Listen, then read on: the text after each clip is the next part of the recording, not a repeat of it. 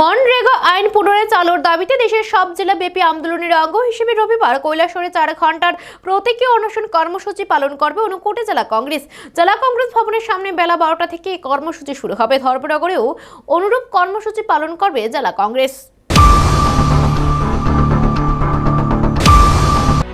মনরেগা আইনকে সংশোধন করে জি রামজি নামক একটি আইন প্রণয়ন করেছে প্রধানমন্ত্রী নরেন্দ্র মোদী নেতৃত্বাধীন বিজেপি সরকার। এই আইনের বিরুদ্ধে দেশব্যাপী 45 দিনের আন্দোলন কর্মসূচি ঘোষণা করেছে সর্বভারতীয় জাতীয় কংগ্রেস। গত 8 জানুয়ারি থেকে এই আন্দোলন শুরু হয়েছে, চলবে 25শে ফেব্রুয়ারি পর্যন্ত। এই মনরেগা বাঁচাও সংগ্রামের অঙ্গ হিসেবে শনিবার দেশের সবকটি জেলা সদরের মতো ঊনকোটি জেলা কংগ্রেস ভবনেও সাংবাদিক সম্মেলনের আয়োজন করা হয়।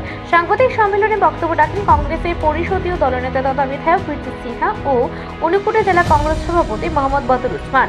সাংবাদিক সম্মেলনে কংগ্রেসের পরিষদীয় নেতা বিধায়ক বীরজিৎ সিনহা জানান, মনরেগা আইন যুগান্তকারী আইন ছিল।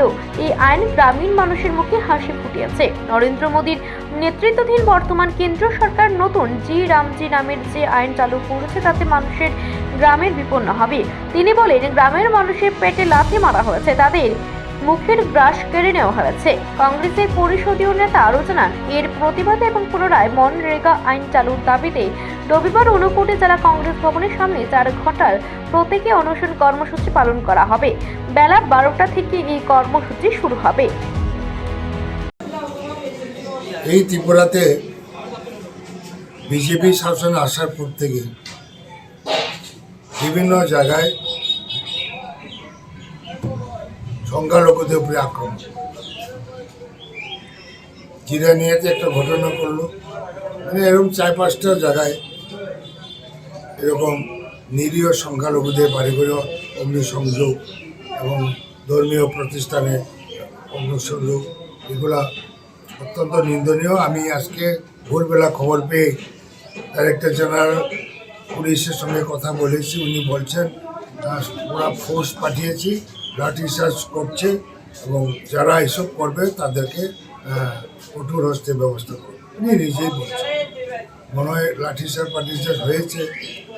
এটা ডিজি লেভেল থেকে অর্ডার পাওয়ার পরে হয়েছে, কিন্তু নিচে লেভেলে থানা এবং এসপি পর্যায়ে তো এটা অ্যাকশন নেওয়া উচিত। ডিজি লেভেলে আমরা বলার পরে যদি অর্ডার আসে, তারা যদি অর্ডারের অপেক্ষায় যদি বসে থাকে, এরকম একটা স্পষ্ট কথা, এটা অত্যন্ত নিন্দনীয়। যারাই করেছে কারণ যারাই করেছে একটা চাঁদাবাজি নিয়েই হয়েছে। যে ব্যক্তিটি আক্রান্ত হয়েছে সংখ্যালঘু সম্প্রদায়, উনিও কিন্তু বিজেপি মন্ত্রীর দায় না। যে মন্ত্রী